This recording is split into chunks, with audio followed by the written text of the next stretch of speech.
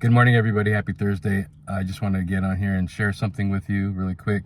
The other day, my phone rang on my cell phone, and my wife answered it, which is no big deal. And a couple of days after that, I just started thinking about it. And I remember when I was just caught up in addiction with pornography that I would be so fearful that my wife or one of my kids would answer the phone and or look at my phone, and just might find something on there, and especially in the computer too. I would the search, what's on your searches, I'll call this what's on your search history. And so the search history, I was always like, make sure you got to delete everything. I don't want any evidence of I don't want my wife to find something. And then when the kids or the wife would go on the computer, I would afraid, like, is it really deleted, or is something going to pop up, and I just always had that anxiety and that stress. So there's that. And then when I was trying to get out of that addiction, I was at church one time, and I started thinking about, like, how am I going to do this, and so the first thing I thought of was start going through all of my social media, especially Instagram, and I started looking at, like, what am I looking at? And I love tattoos, and I started noticing I have, like, a lot of pages of, girls with tattoos.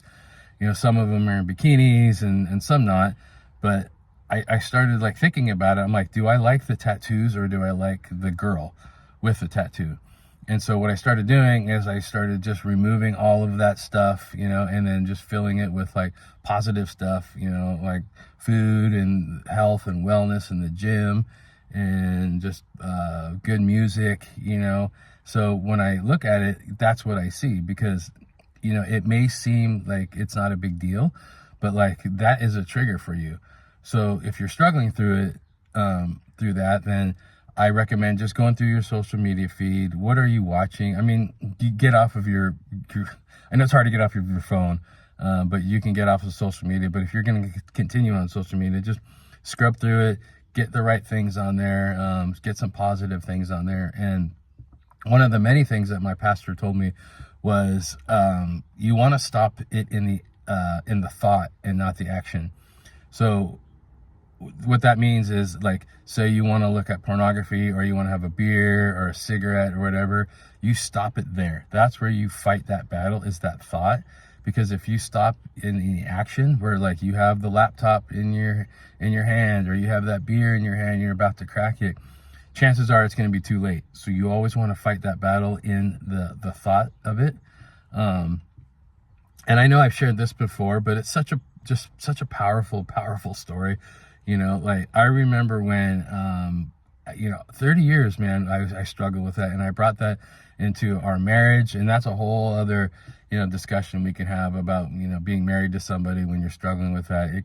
It changes the elements of your marriage for sure. But I remember being at church, and we were at an event, and God told me, he's like, go up to that guy and tell him what you're dealing with. And I was just like, oh my gosh, it's gonna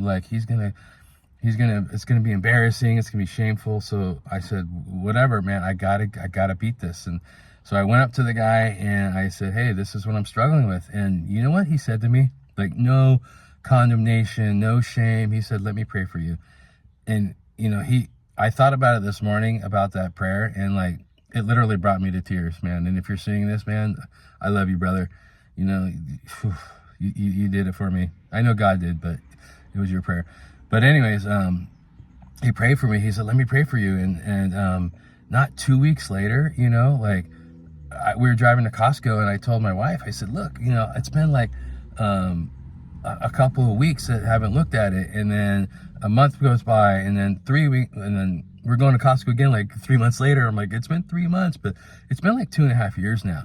And that's so powerful, that what prayer can do, so I just encourage you, man.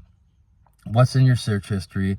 It brings so much stress and anxiety. I'm telling you, man.